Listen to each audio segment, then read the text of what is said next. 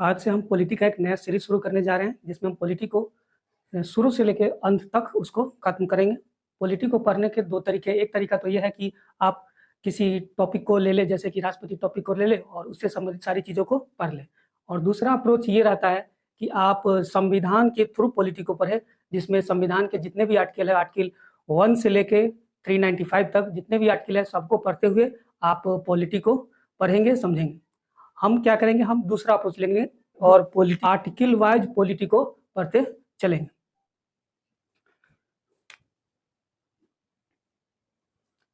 अब संविधान को डिटेल में पढ़ने से पहले हम संविधान के बारे में थोड़ी मोटी मोटी बातें जान लेते हैं। जैसे कि हमारे देश का संविधान 26 नवंबर 1949 को बनकर तैयार हुआ था और हमारे देश के संविधान में 22 भाग हैं। भाग को अंग्रेजी में क्या बोलते हैं? पार्ट।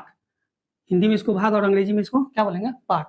अब ये भाग होते क्या है, जैसे कि मान लीजिए कि जैसे एक बुक में बहुत सारे चैप्टर्स होते हैं, उसी तरह संविधान की किताब में बहुत सारे चैप्टर्स है, उसी चैप्टर को क्या बोलते हैं? भाग। अब हर एक भाग में बहुत सारे आर्टिकल होते हैं। उदाहरण के तौर पर ले लीजिए कि भाग 1 में 1 से लेके 4 तक 4 आर्टिकल्स दिए हुए हैं। भाग 2 में 5 से लेके कहाँ तक? 11 तक आर्टिकल्स दिए हुए हैं। इसी तरह से हर एक भाग में कुछ न कुछ आर्टिकल्स दिए हुए हैं। उन्हीं आर्टिकल को हमको पढ़ना है और पॉलिटी को समझना है, हमारे संविधान को समझना है। हमारे संविधान में 395 क्या है? अनुच्छेद है। अनुच्छेद को ही अंग्रेजी में क्या बोलेंगे? आर्टिकल। हिंदी में अनुच्छेद और अंग्रेजी में क्या? इसको आर्टिकल कहते हैं। अब इन्हीं 395 अनुच्छेद को हमको पढ़कर पूरे संविधान को जानना है। इसके अलावा संविधान में अलग से 12 अनुसूचियां दी गई है।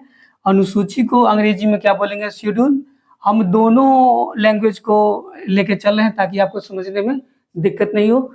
जो स्टूडेंट इंग्लिश मीडियम के वो इंग्लिश में भी समझ सके और जो हिंदी मीडियम के वो हिंदी में समझ सके। 12 अनुसूचियां, ये अनुसूची क्या होती है इसको हम बाद में डिटेल में पढ़ेंगे कि ये 12 अनुसूची कौन कौन सी है और हर एक अनुसूची में क्या क्या बातें दी गई है, लिखी गई है। आइए हम अपने संविधान को पढ़ते हैं। हम संविधान को वैसे ही पढ़ेंगे जैसे कि हूबहू वह संविधान की किताब में लिखा हुआ है। आइए देखते हैं। संविधान के भाग 1 में, संविधान का जो भाग 1 है वो क्या है? संघ और उसका क्षेत्र। इसका मतलब क्या हुआ? हम इसमें क्या भारत संघ के बारे में पढ़ेंगे और उसका जो क्षेत्र है उसके बारे में पढ़ेंगे। आर्टिकल 1 क्या है? आर्टिकल 1 है संघ का नाम और उसका राज्य क्षेत्र। यानी कि इसमें संघ का नाम दिया होगा आर्टिकल 1 में और उसके राज्य क्षेत्र के बारे में बताया गया होगा। अब आर्टिकल 1 का क्लॉज 1 क्या कहता है? हम एग्जैक्ट वही शब्द लिखे हुए हैं जो संविधान में लिखा हुआ है, एक भी शब्द इधर का उधर नहीं है। आर्टिकल 1 का क्लॉज 1 कहता है कि इंडिया अर्थात भारत राज्यों का संघ होगा। इसमें दोनों नाम इस्तेमाल किए गए हैं, इंडिया और भारत दोनों। कहता है कि इंडिया अर्थात भारत राज्यों का संघ होगा, मतलब बहुत से राज्य मिला के क्या होगा? इंडिया अर्थात भारत बनेंगे। दूसरा क्लॉज है राज्य और उनके राज्य क्षेत्र वे होंगे जो पहली अनुसूची में विनिर्दिष्ट हैं। क्या हुआ इसका मतलब? पहले क्लॉज में क्या लिख दिया है कि जो भारत होगा वो राज्यों का संघ होगा, और दूसरे क्लॉज में कहता है कि राज्य और उनके राज्य क्षेत्र वे होंगे जो पहली अनुसूची में विनिर्दिष्ट हैं। कौन कौन से राज्य होंगे वो कहाँ दिया हुआ है? पहली अनुसूची में दिया हुआ है। तीसरा क्लॉज कहता है कि भारत के राज्य क्षेत्र में, अब भारत के राज्य क्षेत्र में कौन कौन सा एरिया आएगा? पहला कौन सा एरिया आएगा? राज्य का जो राज्य क्षेत्र है वो, यानी कि बिहार का एरिया, जितने भी 28 राज्य उनका जो एरिया आएगा वो सब क्या होगा? भारत में, भारत के राज्य क्षेत्र में शामिल होंगे। दूसरा कहता है संघ राज्य क्षेत्र।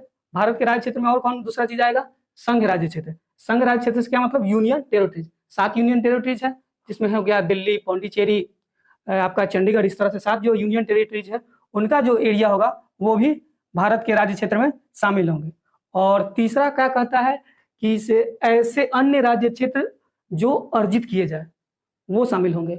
इसका क्या मतलब हुआ कि भारत जो भी एरिया फ्यूचर में एक्वायर करेगा, अधिग्रहित करेगा या कोई दूसरा राज्य भारत में शामिल होगा तो वो क्या होगा? भारत के राज्य क्षेत्र में आएगा। उदाहरण के तौर पर ले लीजिए 1900 1962 में गोवा को भारत में शामिल किया गया। भारत आजाद हो गया था 1947 में ही, लेकिन 1947 में गोवा जो था वो भारत का हिस्सा नहीं था। उस पर उस समय क्या था, पुर्तगालियों का अधिकार था। 1962 में भारत में एक ऑपरेशन के द्वारा क्या हुआ, गोवा को भारत में मिलाया गया। इसी तरह से 1962 में ही एक और है पौंडीचेरी।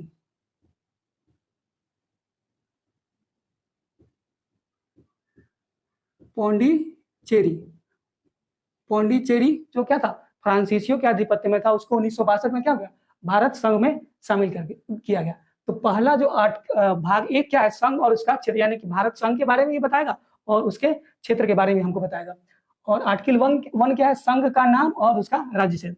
तो यहाँ देखिए संघ का नाम दे दिया क्या है, इंडिया और भारत, और उसका राज्य क्षेत्र बता दिया है कि भारत के राज्य क्षेत्र में कौन कौन से शामिल होंगे, राज्यों के राज्य क्षेत्र जो 28 राज्य है उनके राज्य क्षेत्र, संघ राज्य क्षेत्र जो भी यूनियन टेरिटरीज है, दिल्ली हो गया, पौंडीचेरी हो गया, पुर्तगाल हो गया, दमन दीव हो गया, आपका अंडमान निकोबार द्वीप समूह हो गया, जो भी यूनियन टेरिटरीज है वो भारत के राज्य क्षेत्र में शामिल होंगे।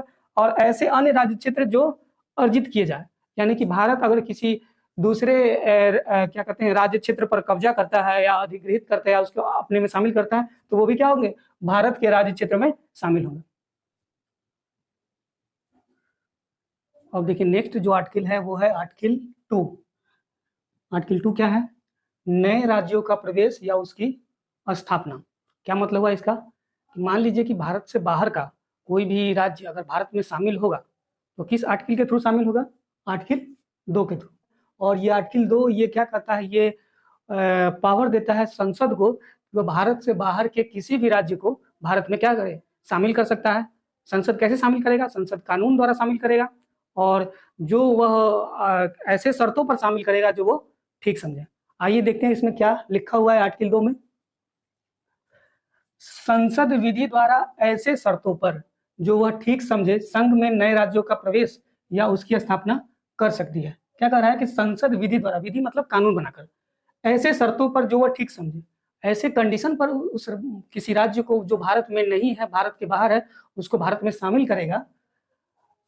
ऐसे शर्तों पर जो वह ठीक समझे संघ में मतलब भारत में नए राज्यों का प्रवेश या उसकी स्थापना कर सकती है। अब देखिए 1974 में 35वें, पहले सिक्किम जो था वो भारत का हिस्सा नहीं था, सिक्किम भारत में शामिल नहीं था आजादी के समय। 1974 में 1974 में सिक्किम को 35वें संविधान संशोधन के द्वारा पहले सहायक राज्य के रूप में शामिल किया गया, एसोसिएट स्टेट के रूप में, और 1975 में 36वें संविधान संशोधन द्वारा इसको भारत में पूर्ण रूप से राज्य का दर्जा दिया गया और भारत में पूर्ण रूप से शामिल कर लिया गया।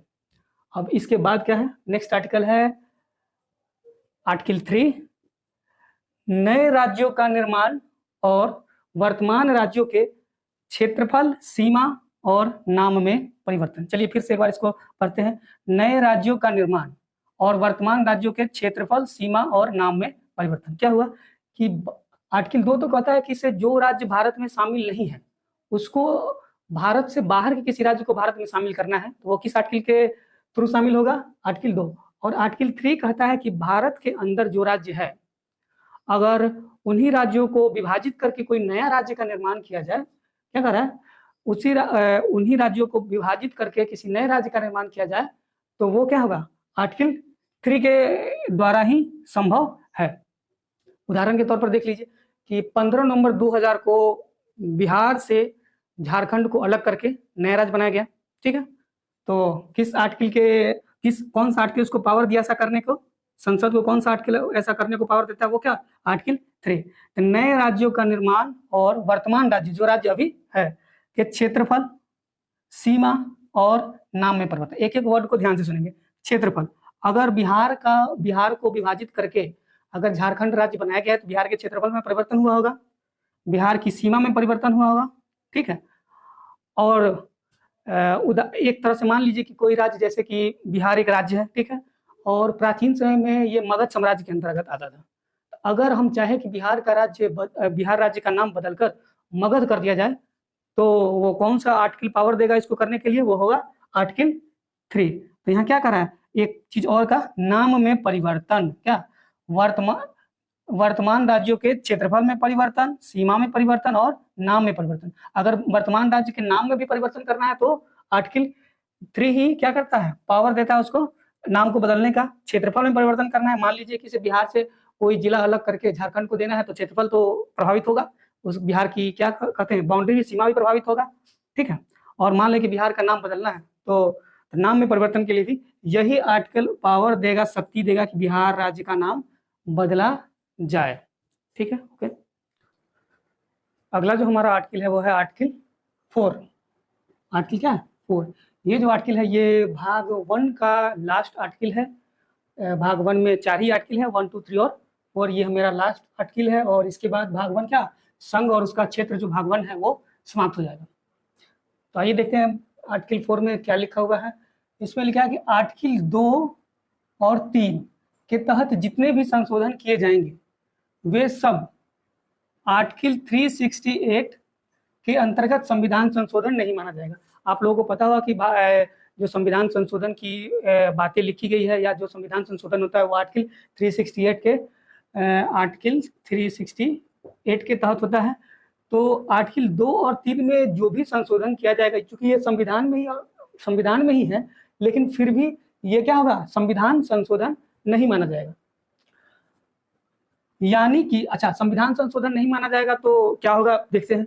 यानी कि संसद की सामान्य प्रक्रिया एवं सामान्य बहुमत से अनुच्छेद 2 और 3 में संशोधन किया जा सकता है। यानी कि संसद का जो सामान्य प्रक्रिया है और सामान्य बहुमत यानी कि 50% से अधिक, उसके द्वारा, जैसे 50% से अधिक मेंबर के द्वारा ये संशोधन किया जा सकता है। अगर इसको संविधान संशोधन, अगर ये संविधान संशोधन माना जाता तो क्या होता है कि 2/3 सदस्य लगते आर्टिकल 2 और 3 में संशोधन करने के लिए।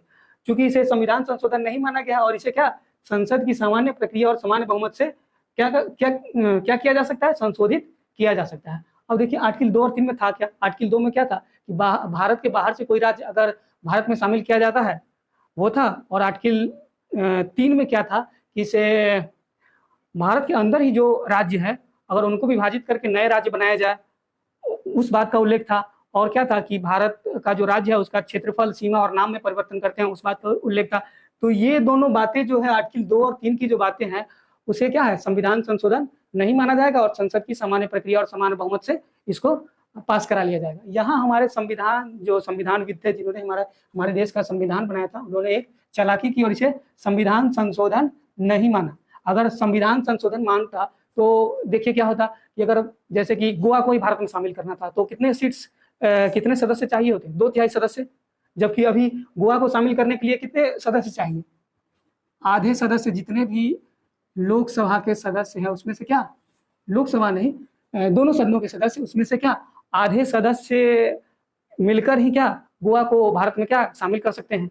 और अगर इसको संविधान संशोधन मान लिया जाता तो हमें क्या, संसद के 2/3 सदस्य लगते गोवा को भारत में शामिल करने में। इस तरह से क्या हो जाता है, ये कठिन कार्य हो जाता है। तो हमारे संविधानविदों ने, जिन्होंने हमारे देश का संविधान बनाया, इसको संविधान संशोधन नहीं माना और संविधान में इस बात का उल्लेख किया कि आर्टिकल 2 और 3 के तहत जितने भी संशोधन होंगे वे संविधान संशोधन नहीं माने जाएंगे। और संसद की सामान्य प्रक्रिया और सामान्य बहुमत यानी कि 50% से अधिक सदस्यों के द्वारा अगर कोई बिल ऐसा आता है किसी भारत के बाहर के क्षेत्र को भारत में शामिल करने के लिए, तो आधे से अधिक सदस्य मिलकर इस बिल को पास करा लेंगे और वो जो क्षेत्र है वो भारत में क्या होगा, शामिल हो जाएगा।